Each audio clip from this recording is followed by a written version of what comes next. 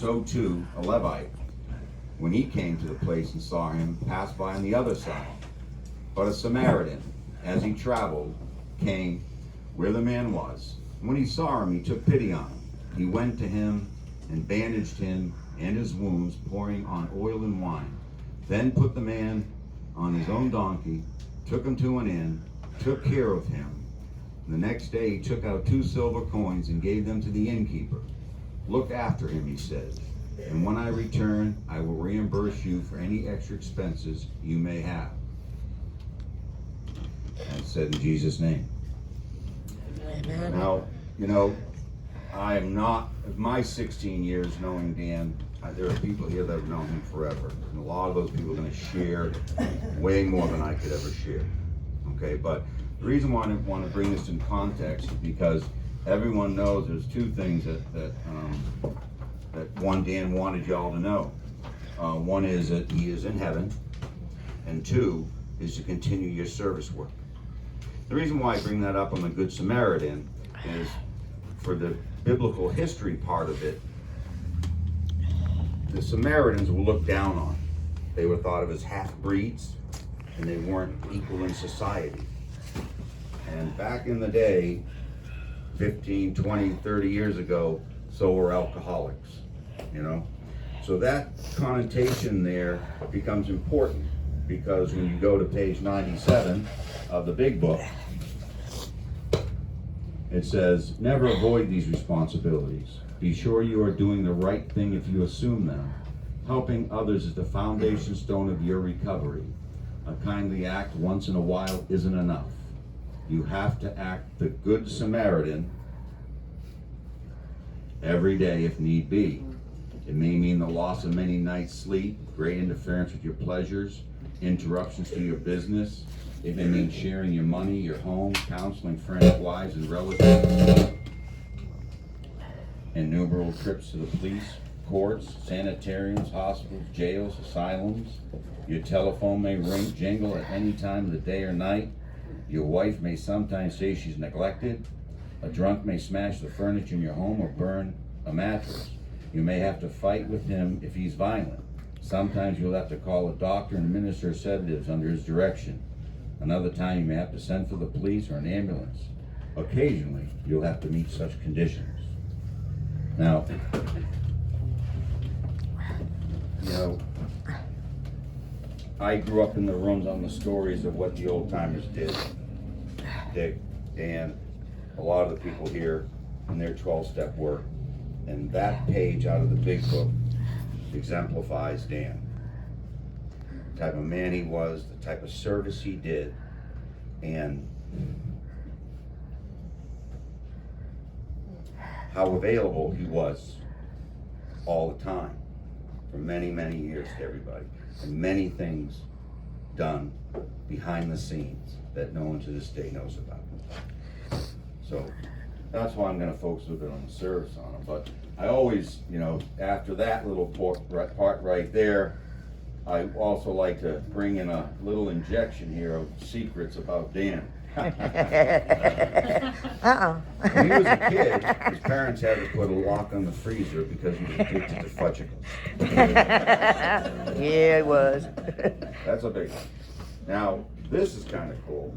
He would ride his bike and rod and go to Biscayne Bay when he was a boy, catch a snook, bring it home, cook it, eat it as a snack. How many kids do that? Right? That's pretty cool. And the one that I liked the most was, you know, we're talking about recognizing stuff, right? They didn't have a lot growing up, but they were a great family, right? And mom at the end of the month, when they didn't have the regular milk, she'd do it. I remember this with my mom doing it with all 9 of us, make the powdered milk up. Yeah, buddy. And she'd put it in a carton. So it looked like regular milk. But Dan was so tuned that when he saw that coming out of the carton, he went, "That's the fake stuff, don't drink it." Yeah. That's pretty cool. Dan was born on December 11th, 1956. His sobriety date will have been September 12th, 1998, for 24 years of sobriety. Yeah. He had devoted parents, Loretta and Joseph Morvac. He grew up mostly in Miami with his 2 sisters. And Dan did things his way, even as a child. Yeah, he did. But he worked our program like very few people I've ever seen. I'll do that in a minute. This real strange thing happened. I wanted to share it with them. I don't know if I'm gonna play it or not. Maybe I'll play it later, we'll see. But shortly, those of you who know me know that there's no way in the universe I'd ever be the Reverend Wayne Rogers standing up in here if you knew me 16 years ago. But for whatever reason, I had a calling from God, and these things happen in my life. These miracles and visions, things I see. And shortly after Dan, within a half hour since Dan passing away, I got a call, talked with Dick, and then I paused, like I always do. And this mist cloud appeared here. And the sun was over there. And I went to look at it, and this bright light came at me, and I couldn't look at it. But it was the Holy Spirit, and it was Dan. And he wanted everyone to know right away he was okay. He didn't want anyone to know he was suffering anymore. That was his first message. And then, what happened is the Frank Sinatra song, My Way, started playing in my head for the next 15 hours. Oh, God. Till the next morning when I sat down in my prayer, looked up the words and did it. And if you want, I'll play the song for you later, but it's a Frank Sinatra song, so I don't know if it'll go over that well. But if you change the words around, he did it my way. He did it the way that God had intended him to do. That song talks about kneeling, it talks about prayer, it talks about going through heartache and tribulation and stuff. But that song was just, and then I get these messages I don't question anymore. I kind of go, okay. But as I looked at that and read it over, I went over and I played it for Dick, and he said, that's so much Dan, man of ultimate service. So play that song, My Way, Frank Sinatra. You'll never listen to it differently again. Sounds good. So, and I was gonna play it, but I'm not gonna today. I didn't think you wanted to do Frank Sinatra at this point. So what I'm gonna do though, Tell a joke. is I want to get this stuff out of the way first. He always did that.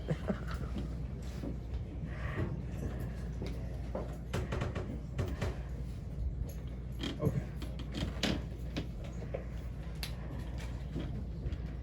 Oh, you think, no, good. I want to point it back.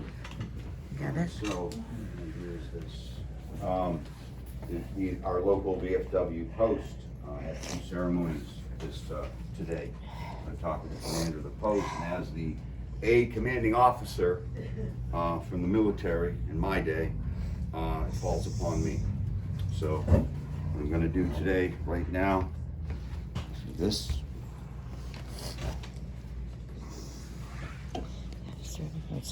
Serenity. On behalf of the President of the United States, United States Congress, all armed forces of the United States, the United States Navy, and our local VFW post. For the many current veterans your grandfather thought of frequently and supported, and those veterans that have come and passed before your grandfather, and on behalf of a grateful nation, please accept this flag as a token of the freedom in which your grandfather proudly served. Right, here you go, Wayne. Gonna walk. All right.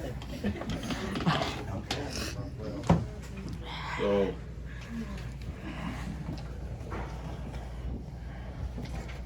what I'm gonna do now, because most people know I do not do long services, and I'm told not to do long services, is we're gonna start opening this up for a little bit of share, okay? So, is that we got a mic here, the feedback's hitting you, so if you would, maybe stand right in front of me here so the feedback's not hitting the microphone, okay? So what I'm gonna do at this point is I'm just gonna open it up to the room. Breathe, everybody. Breathe. Okay.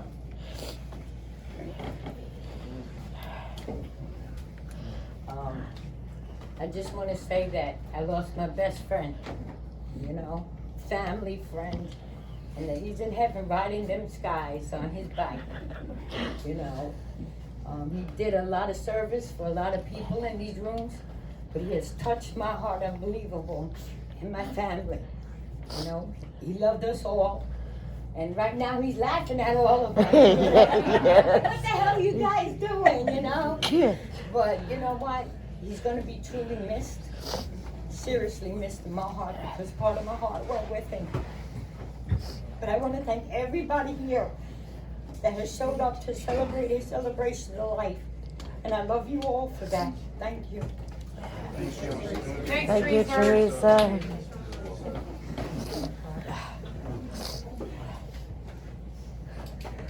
Hi, I'm Tina, I'm an alcoholic. Tina. I came right into these rooms suffering and scared of everything around me. And Dan came to me and he said, "Where you from, kid?" And I said, "Southern Mississippi." He's like, "I've been down that place one time." And I said, "Oh yeah, you didn't come to my spot." He said, "Well, I was married to Kathy Caudell, and we went there because her husband passed away on a motorcycle and all that stuff." And I was like, he's like, there was just a drunk fest running around, kids running around naked, barefooted, and kids running around barefooted, we're down in the mud, and I'm like, I was there. He's like, yeah. He's like, I can't deny a smile like that, you know. And he's like, I saw you. He's like, they had some good meetings down there. He's like, we went to a bunch of meetings, and I was like, wow. We crossed paths, and then the other really cool thing about Dan is I just love to see the joy in his face when he shared. His eyes just lit up so blue, like yours. His eyes lit up so blue when he would share, when the light comes on in our eyes as we discover who God really is. And it wasn't just a vocal share, it was the joy in his eye, and that's what I saw. I saw the program in him, so I was honored to be able to share with you guys, because those are the memories I get, you know, besides the other little things like leave your aloe by the base of your water flow. You know, he's given us those little advices. I cherish them, and so thanks for letting me share. Thank you. Thanks, Tina.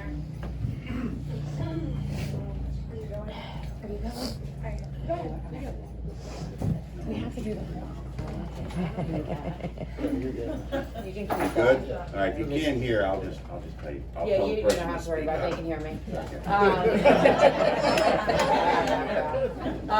I met Dan when I first moved to Sebastian. He was friends with my dad, and the one thing about Dan is even though I struggled to get sober, and my other half struggled to get sober, there was never any judgment. He never judged. And Dan would leave and go on the boat, and I'd call him and say, "Hey Dan, the shitter backed up again, I need you." And he'd go over, you know, that goddamn mother. Y'all need to get this mother fixed. You know, but he did it. You know about the septic. But he did it. And he did it. And he did it with love in his heart and anger, but it's okay. But when I got sober, he was so happy to see me sober. And he'd always say, and I can just hear his voice. But when the day that he passed, Teresa and Dan got me a rose bush for my graduation party that I got, a surprise graduation party, and he was so excited about it. He was just so excited. He said, "You know, it's gonna get you some roses, but we figured, get your roses, they're gonna die. We'll just get you a bush." He was just so excited about that bush, like he could not wait to show me that rose bush. And he had it hidden on the side of the house the whole damn time. I didn't know it was there. And he was so excited to show me that bush. And we relocated, and I was scared that bush was gonna die because I didn't know if it was gonna come back because we had moved and we dug it up, and I had to bring it with me. And the morning I was passing, I walked past the bush, and I was like, I'm just gonna stop and take a picture because it was blooming and it was so beautiful. It was just the most beautiful thing I've seen. And I called Zanaya a few minutes later, and we're chatting, and I was like, I'll call you back when I'm driving. And I called her back, and she goes, something happened to Dan, I gotta get there. And that was the morning that he passed. And there was 4 roses on that bush. And I'm telling you now that bush, that rose bush, is 8 buds on it now. And it's absolutely beautiful. And every time I walk past that rose bush, I just stop and smell the roses, and I think of Dan. he was, like it's been shared, he was a man that would do anything for anybody with no judgment behind it. Like, he just showed up and he was always there. Birthday parties, bonfire meetings, anything to celebrate, you know, WWE, we all had that thing, the wrestling thing, you know, we were, every time I was going to Idaho, he always told me every time, when you go to Idaho, make sure you go to Jackson, Wyoming, there's a great meeting in there, and guess what, you're gonna be the chairperson. And I never made it to that meeting, but I will go. Just such a great man, and my son said today when we were coming, he goes, is there gonna be pancakes? Because our first time coming to this meeting, we had pancakes, and I always remember, like, I guess he was probably about 6 years old, and he goes, you know what, they're not going to be the same because Dan didn't make them. Yeah. And I was like, oh, you know, so he's a great man, and I'm glad I was able to be here today. Thank you guys for putting this together. Thank you, Samaya. I don't know what I'm gonna say. I have a lot to say. Oh God, I'm gonna be stupid. So Dan was a friend. He was like a father. If he was a little younger, I might have married him. He was such a special man in my life, and he helped me heal in so many ways in reference to men. You know, a lot of us have a pretty rough history. And that man showed up, and he just did without expecting anything back, you know, and he checked in on me. He didn't, yeah, I called him, and when I called him, he was there, but he checked in on me. Is everything okay? I'm doing a trash run. What do you got going on, you know?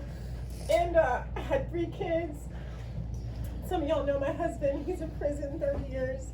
And so he just fell into our family, and he took us under his wing. And I got that aloe tip too. I got aloe all over by my spigot. It's like taking over the other side of my house. He just, you know, he always told stories about me when I came in with the man's man meeting. I thought it was person to person. I didn't know it was all men, you know. And they put me outside and took a vote, and they said, you can stay. And that was the first meeting I ever recognized that I was an alcoholic. Like, I had been court ordered to this place, you know, and I'm like, I don't know about these people. I don't know. You know, and then they let me in that meeting, and it was just men talking. They weren't complaining about their wives or their they were talking from the heart, and they were owning their stuff. And it was just like, what? Like, it was a language it was foreign to me. And so he would always, and I was thinking about today's meeting, and it was about amends. And he would call me because I was looking at that thing, and all of the stuff on the right I recognize in him. And I was looking at the off the beam, and I was like, impatience, maybe. But like everything else, he was a walking program. Like, he really, and he didn't teach lessons. Like, this man showed me how to adult. Not by talking at me or telling me like, oh, Zanaya, you could have said that, but like he mirrored it. And I remember a couple times I'd call him, and he'd be like under a sink, and he'd get smacked, and then he's like, I gotta call you back, you know, and he's kind of short. I was like, oh, okay, I'm sorry, you know, and he'd call me back, and he'd make an amends. He'd be like, I'm so sorry, I was out of line. I was like, what do you mean you were out of line? He's like, well, I was short, I could have been better.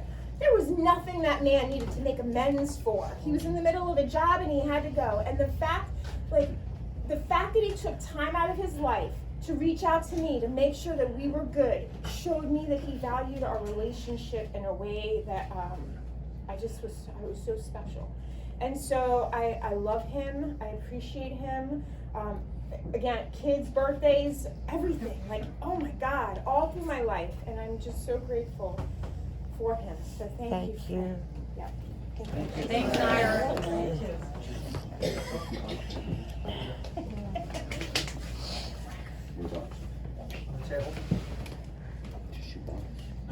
A shoebox? There's a Hello, shoebox? my name's Cookie. Okay. Looking for a shoebox. Dragging ass, and I'm gonna have to Oh, got it? slide out of here Oh, real it's a quick. shoebox. Thought you were looking for a shoebox. Dan was I don't have a shoebox. my friend, my sponsor. My first sponsor. And he was a pisser. Huh? We had some good times together. I was fortunate I had a friend that owned some race cars up there for Daytona, so I got to take Dan up there and we got to go in the pit and garage. I could go anywhere with a hot pass, and I took Dan with me. And he sure liked that smell of hot engine oil and the sound of those engines, and it was just, we had a hell of a good time. About 3 different times we went up there. And, yep, he was always there. Always there if you need him. And, I don't know, he's just a very special person. He was always helping somebody out, you know, and he was like on these Sundays, you know, the pancake Sundays, he'd work his ass off. You didn't have one of those. He was a pisser. And that's a high accolade in my language. I gotta slide on out of here. I'm kind of fading, folks. God bless y'all. Love y'all. Thank you. And, God bless you, Daniel. I'll see you in a bit, whenever it's time. God bless y'all. Catch on down the trail, like my friend Rob used to say. Gotta go, catch on down the trail. Thank you.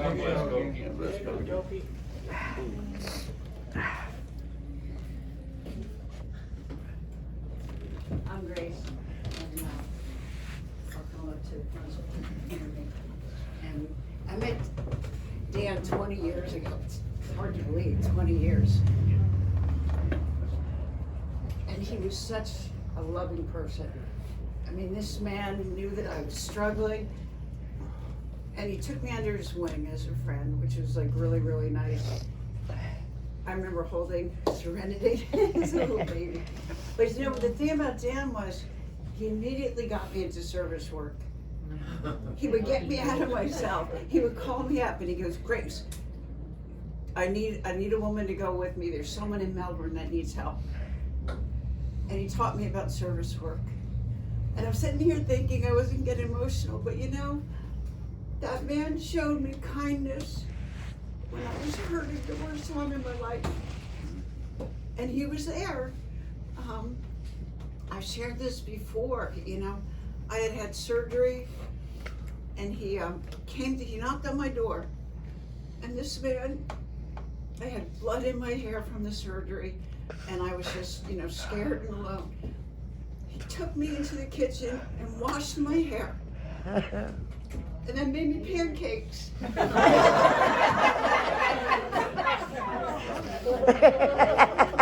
I'll always remember that as one of the kindest things a person has ever done for me. And he was always there, you know, after the hurricanes when everything was destroyed. Even though we're under a curfew, he made sure that we knew where there was a meeting. Because he cared about us. He showed up with food.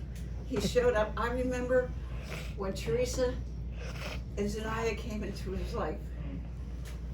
You know, he bonded with you guys. That was a family he needed as much as you needed. He loved his grandchildren. He loves his daughter. He loves his family. He loves his AA family. And he was just a good guy. He was always there. I think about my house. And I think of the things that he did. You know, he's a part of us now. And I'm always gonna be grateful for that. He really was a loving, good guy.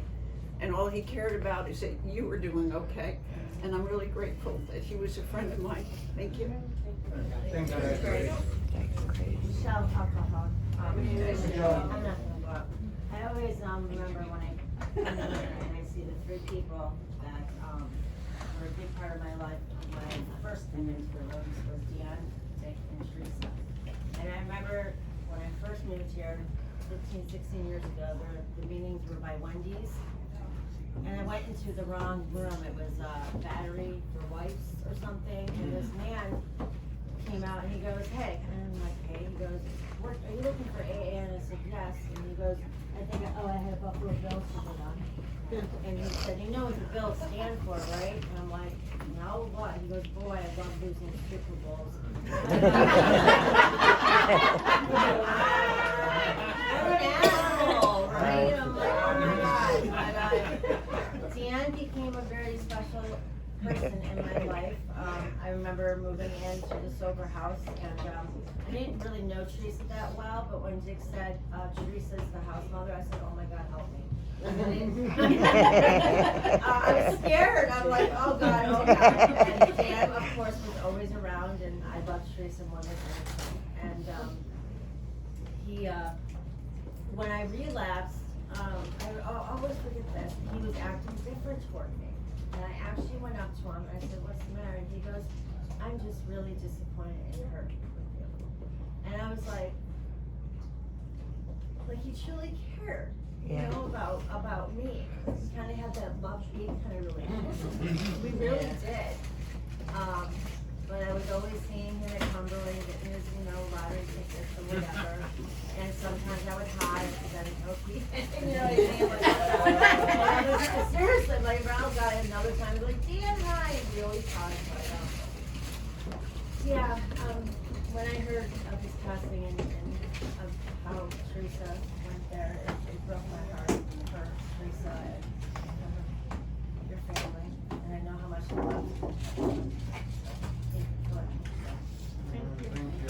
Thank you. I'm Mark. There's the men in my family have shortgevity. We don't last real long. And in fact, I've already beat the reaper a couple times. So I'm a couple months older than Dan was. And it sounds peculiar, but to have lived well and died well and quickly is a blessing. A lot of people get upset, oh, he died young and so quickly. God bless it. I'm speaking for myself now. I've had a couple things happen that were miserable briefly, and then fortunately I recovered, unfortunately. But the God of my understanding does things in mysterious ways.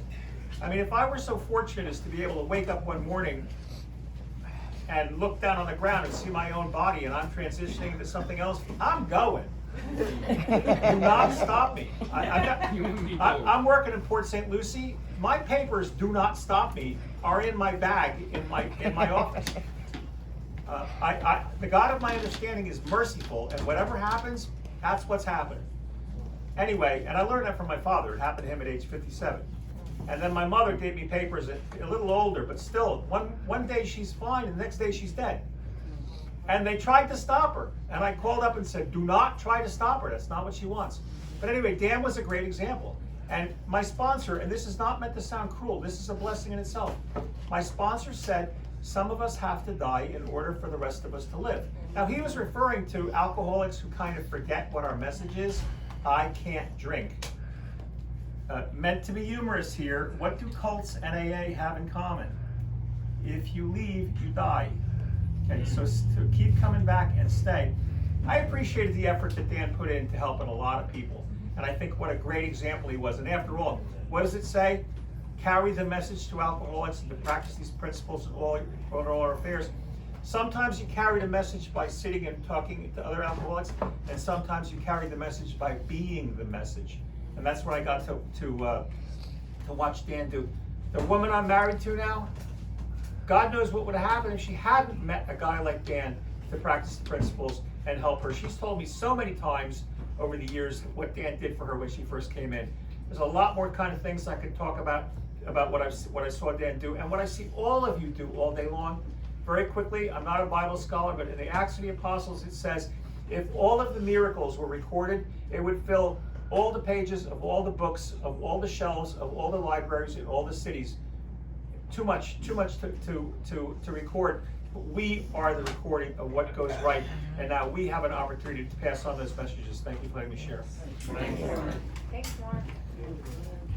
My name's so Rocky Gravel. I first met Dan.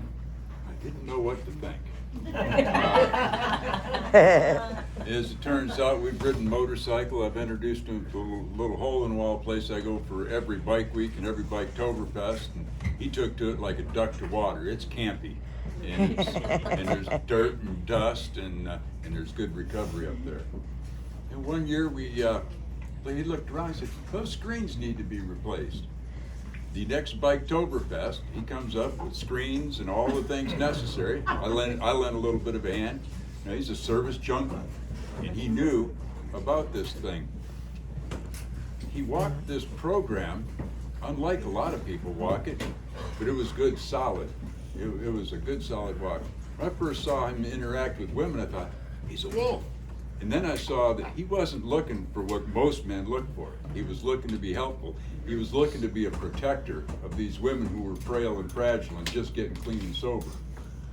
That speaks volumes to what kind of character he had. Thank you. Thank you. Hold on one second. Please, start eating. Hello everybody, I'm Breeze and I'm an alkie. Hey. That kind of sucks, but in a way it's really cool because I did get to meet Dan. I got to meet all of you. Okay? Family, okay? You want to talk family? Dan was like the father. I just kept an eye out for everybody's ass. I don't give a shit who you were, how long you've been in program, whatever. You need help, Dan was there for you. Okay? He's a brother of another mother. Simple as that. Hell yeah. Like, when he got his scoot, man, I looked at him and said, "Oh, you gotta be fucking kidding me. Danny on a scoot? No, wait a minute. He fit that thing like glue. I'll tell you what, I have rode with people all over the United States. He was a good rider. He wasn't a biker. Okay? But he was a damn good rider.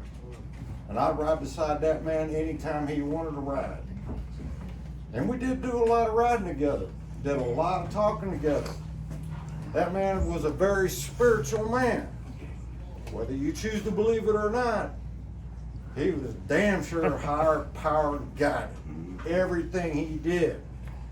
There was no bullshit. It was straight, it was up front, and he loved everybody. Everybody. I mean, everybody. Even the asshole that cut him off on the road, on the scoot.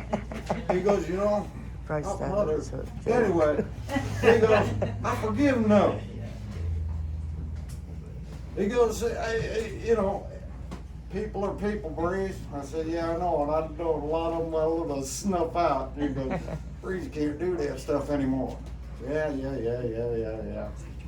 But I tell you what, that man, when he walked, he had an aura around him. Everywhere he went, he put a smile on somebody's face. Okay, there wasn't negativity there. He didn't have time for it. He stayed so busy helping others, he didn't have time for the negativity. He didn't. And even when he got upset, he'd still show love. You know, he'd be pissed off like a... Anyway, I'm trying to refrain myself. I did a pretty good job, though. I'm impressed. You know, I mean, okay, check it out. This is how wild and crazy the man was. All right, he gave me this T-shirt. All right. I've seen that before. He goes, Breeze is too damn small for me, so I ordered a large for me. And I said, man, okay, thanks. You know, I'm already an outlaw. I've been an outlaw all my life. And he goes, it'll fit you, don't worry about it. I cut the sleeves off and I said, that's all you had to do to it, Danny. Cut the sleeves off, man, it fits you perfect. Oh, shit. You know, I'll tell you what, you know, if there was ever a rider that I honored, okay, it was that man.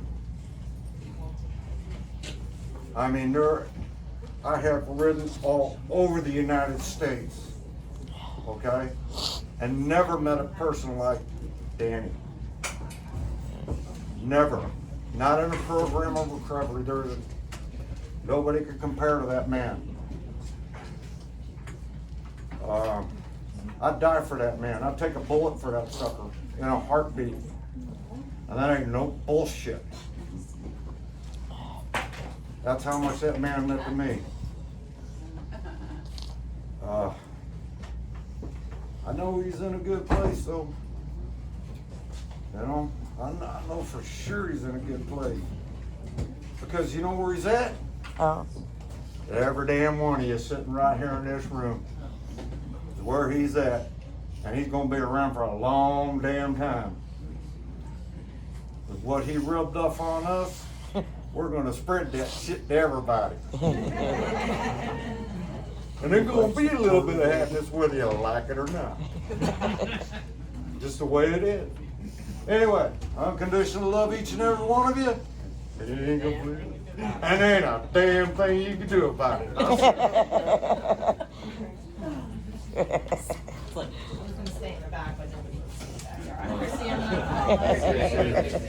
Dan was a friend to me, a very good friend. He ended up being my neighbor. I was about 6 months sober when I moved onto the block. It was literally my first time living by myself. I went right from my parents' house, right to my first husband, and here I was new in sobriety. And he was so excited about it. He'd show up at my door like every day. Oh, I found a table. Do you need a table for the back? Do you need this? Do you need that? You're good. Show up every day. He found out my son was a NASCAR fan, and it reminded me when Koki was sharing. He showed up with lug nuts. I wasn't home, and he had lug nuts from Daytona, and he gave them to my son. And I got home, and Evan said, Mr. Dan came over and gave me a whole pile of them. Every morning we wave, every night. I thought I saw him in Publix the other day. It took me by surprise. He would say to me all the time, you could see the light coming back from my eyes. Yeah. And he would say to me weekly, and he left it. And something just, it keeps popping in my head. I saw something on Facebook today. Today's the anniversary of 9/11. The first casualty of 9/11 was Father Michael Judge. He was a pastor he was the FDNY chaplain. He was the first official casualty. He was in recovery as well. He was a parish priest when I was growing up in my parish. And Dan used to say, ain't sobriety grand. And he'd say it to me every time I would tell him a story, he'd say, ain't sobriety grand. And I was reading this thing about Father Judge today. They aired a movie, showing a movie, and it's about, celebrating recovery. And one of the things he said is, isn't sobriety grand? And when I read that this morning, I thought, gosh, what a God thing that I saw that and I was coming here. So, every morning when I go out, I'm still looking down the block. I'm gonna miss them, and I'm glad to see everybody here. Thanks for letting me share. Thank you.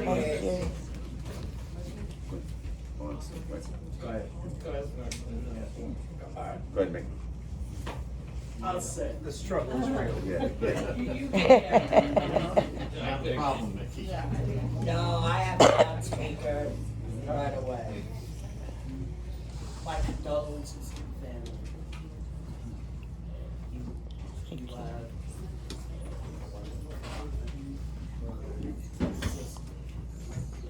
children, and it is a loss.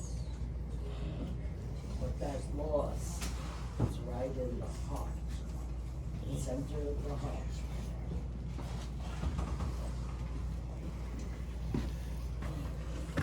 What a perfect God-led Bible story for Good Samaritan. That was absolutely perfect. I am so grateful that 2 Fridays or 3 Fridays ago, Dan and Teresa were at the Roseland Group, and he had a big, wide smile on his face.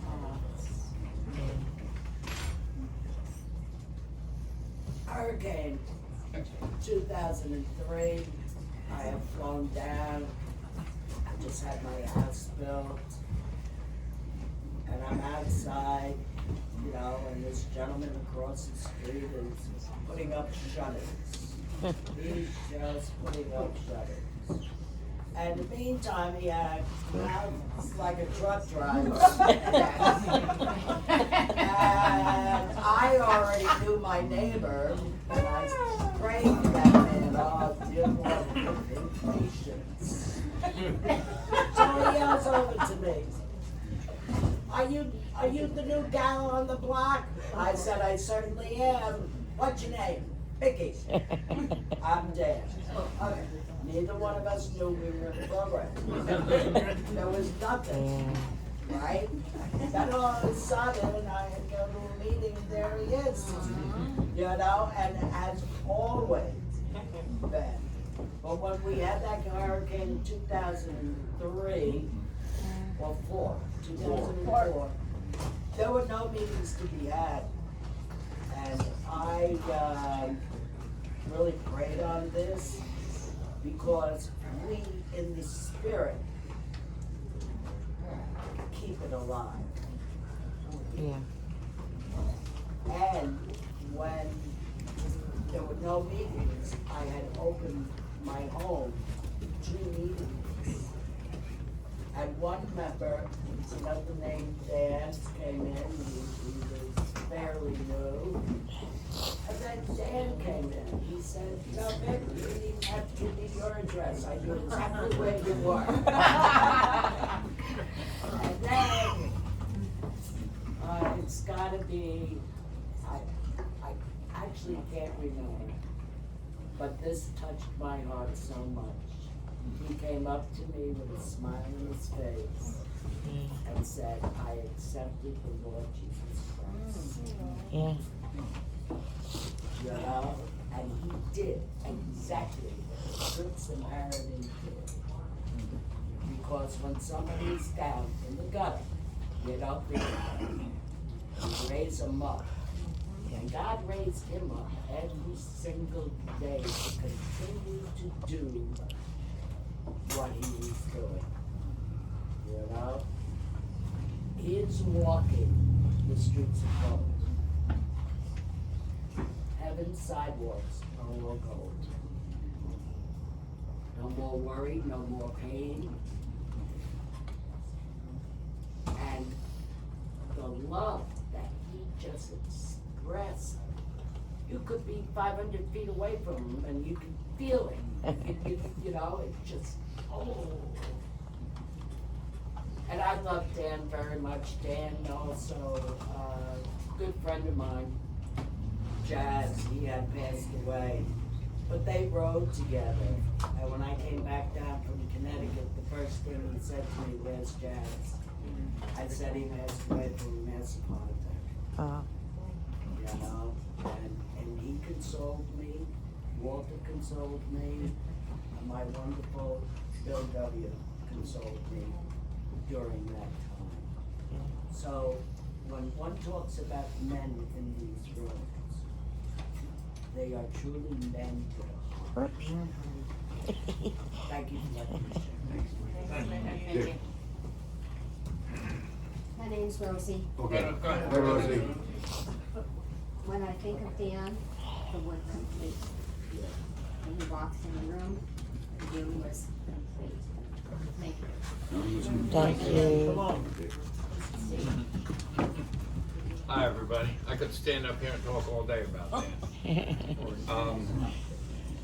You know, I know Dan for about 25 years, 26 years. We were good friends. He was a sponsee.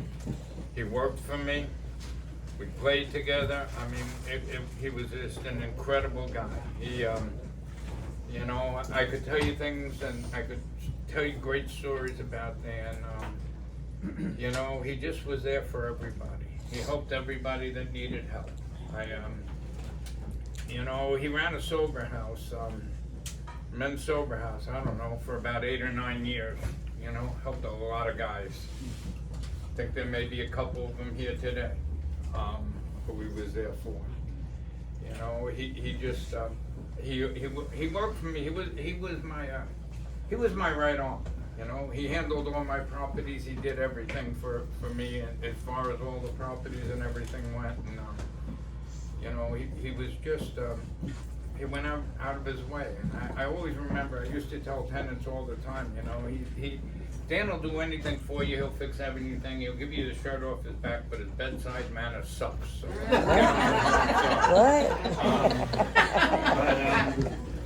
but But we had a, you know, I was at Dan's wedding when he got married.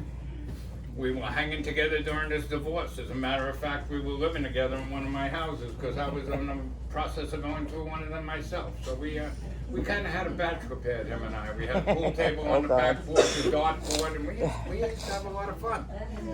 Did a lot of work also, you know. You know, there's one story about Dan that really comes to mind to me. He, one New Year's Eve, Dan was at the Alcathan. He got a call from a gal who was down in a hotel or a motel in West Palm Beach. Oh, jeez. A mess. All drugged up, scared, right? And on New Year's Eve, Dan got in his truck, drove to West Palm Beach, picked this girl up, and took her to rehab. You know, not many people would have done that. Not only did he pick her up, he picked her dog up with her. And he was stuck with that dog when she first went to rehab.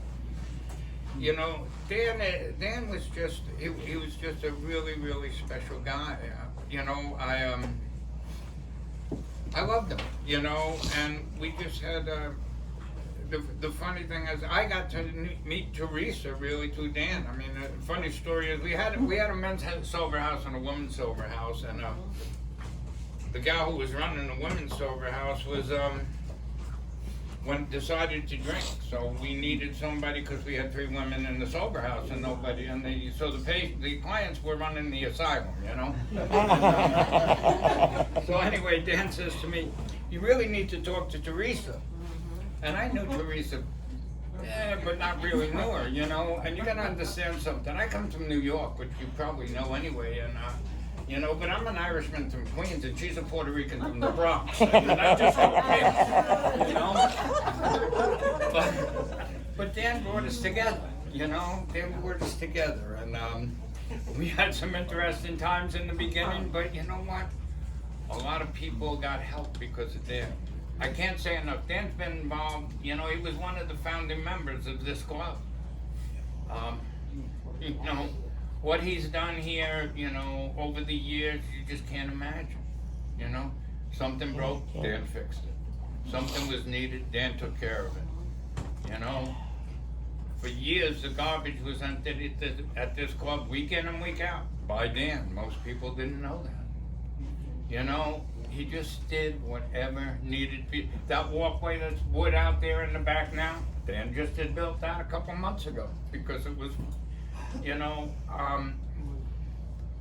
I can't even imagine or begin to tell you all the things that Dan has done and all the people that Dan has helped in this program. You know, he was a great friend, you know, a great employee, a great, you know, a great sponsee. We just, for some reason, somehow or other, we just clicked. We met when I first moved up here from West Palm Beach. He, you know, and everything just worked. And the incredible thing to me is that he probably is the longest guy I've known that I worked with. You know, it was an unusual relationship because it was all over the map. And you know, in all those years, only once did we kind of get into it when he was working when we were working. And I always said, you know, it was during the hurricanes, and we were all working 20 hours a day, 7 days a week, because it was insane in this town. And we just both lost it at the same day, but it only lasted for 2 or 3 days, and everything got worked out. And I'm gonna miss him forever. You know, I talk to Dan for the last God knows how many years every day. Every day we talk because if it wasn't business, it was something else. And I can't tell you how many times since he's gone that I picked up the phone to call Dan. You know, it just, you know, to ask him about this or check with that, or Dan, what do you think we should do on this? And you know, he's just not there. But he will be missed in ways that you won't, you know, all of a sudden you'll see things or things won't get done or you won't see, and when that happens, know it's because Dan isn't here. you know, because he's the guy that did it. He's the one that gave the people the rides. He's the one that went out of his way for everybody. He was a very, very special man. And, you know, the only good thing of this whole situation is those of us who knew he had some very rough times ahead. And, you know, so I really thank God for blessing him and taking him and not letting him suffer like I know he would have. And, you know, but Dan, we love you. Thank you for letting me talk to you. Thank you, Dick. Thanks, Dick. I'm staying here. My name's Sharon. I'm an alcoholic. Hey, Sharon. My husband and I, we moved to Sebastian from Vero 3 years ago. So most of our sobriety was in Vero, and we were like planted into our living room in Vero. Okay, and when we moved up here, had to look for meetings. Okay, and when we came in here, Dan was so warm and welcoming, and we always got here before the meeting. You know, it's kind of what we usually do, and he really took the time to